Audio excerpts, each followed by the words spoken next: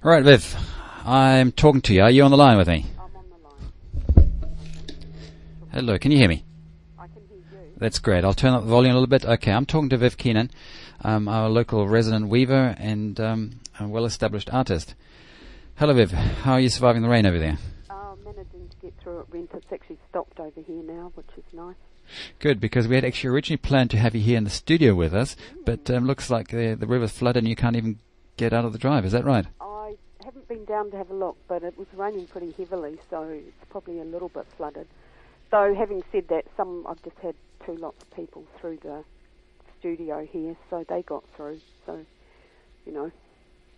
maybe it's okay. Good. Anyway, we've got you. You're on air now with us here.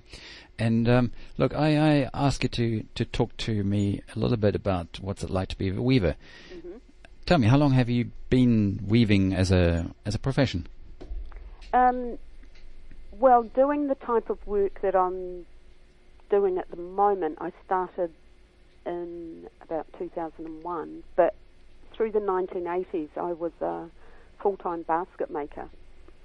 And then I originally learned at a night class about 39 years ago, so I've been weaving for a while. And in between being a full-time basket maker and the learning, I sort of did lots of part-time work with the baskets. So it's been quite a long involvement, really. And this might be a difficult question, but how did you end up with weaving of all things, or basket making originally? Well, it was a bit. It was by chance, really, because I wanted to be a potter actually way back in the 1973, and I went along to night classes to enrol, but all the pottery spaces were filled, but the basket making class still had some spaces in it, so I did that instead. And so I think, fortune played a little hand in it, because I'm still here weaving 39 years later. So it was meant to be. I think I was meant to be a weaver, not a potter. Well, and having seen somebody weaving, I'm very glad that fate worked out that way. Yeah, I think it's been fine. It's been good. So tell me, weaving, basket making, weaving. How does it seems to me quite intriguing little art, because one works with these natural materials and to give them a shape without really forcing any shape to it. What kind of craft is that? Well, it's actually the oldest craft in the world. It's from all the artefacts that they've ever dug up from anywhere, basket making sort of predates everything else. So I think it was something that grew out of people needing containers, and they just used whatever materials were handy. And so you just, we're a bit lucky because we can get hold of all sorts of things. But cultures in the past have been quite ingenious with the sorts of materials that they've woven with, and managed to, be quite practical with. Yeah, and it's because you're putting a finger on it, that really it started off as trying to using natural resources to produce artifacts that are useful for making everyday life easier. It's come a long way since. Yeah, if you look at what all sorts of different artists produce around the world using basket making techniques, it's quite phenomenal, really. And it outgrows that basket making label, really, but that's where it all starts from. And I think that's quite interesting, that it can change so dramatically, from a very basic technique, I suppose, into something else that's quite just solely, purely a piece of art with no practical use. Well, yeah, no practical use, really. I find that quite reassuring in one sense, that people that trying to make utilitarian devices just something that's to as containers, etc., will end up making things that are just pleasing in design and aesthetics and form and shape, that it moves at some indefinable point into real art. and it just means that we never lose that sort of sense of trying to have something beautiful in our lives, I guess. Yeah, and I mean, if you look, well, you've done lots of travelling and seen lots of art, I guess, that's in everyday use in some of the countries that you've been in, and I think that's really wonderful that people make such beautiful objects, but they use them as well. I think that was one of the things I liked about being a basket maker, was that people actually use the pieces that I was making. There's something quite satisfying about that. Would be. So the kind of things you make now, how would you describe them, just for people that haven't seen your work? Well, I guess they're sculptural pieces, and most of them relate to the sea. Like I make sails, boat sails, and walkers, and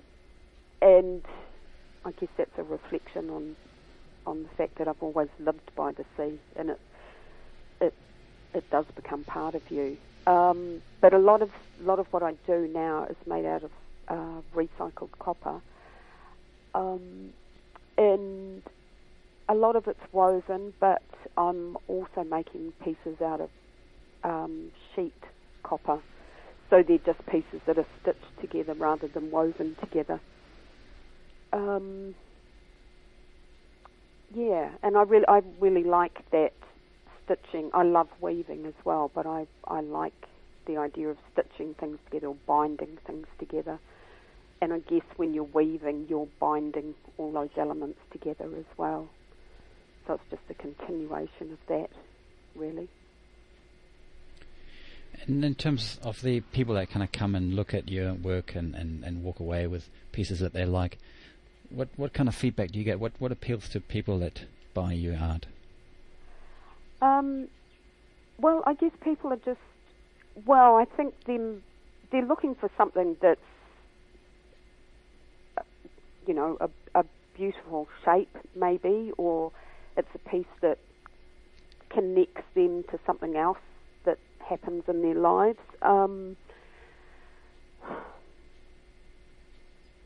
But I guess it's just buying something that's a pleasing looking thing. I've forgotten what your question was now. Well, okay, so you're answering it because people do come to you. I mean, I asked because just when I tried calling before, you had some people in the studio there with you, and it just the idea of buying art is that one has got a connection with the person that made it and produced it, and to me that's appealing to kind of go. I've got pieces, I did travel and brought things back, and I still like the fact that I got it from the artist who made it. I was there in the workshop with them. I remember them making this. Yeah. I think a lot, like when I sell here on the island, because I have work in galleries around New Zealand, but a lot of it's to tourists, and they like to come and buy a piece as a remembrance of their holiday, and making that connection back to a time when they were on holiday, and it's a reminder of the place. So there is a lot of that.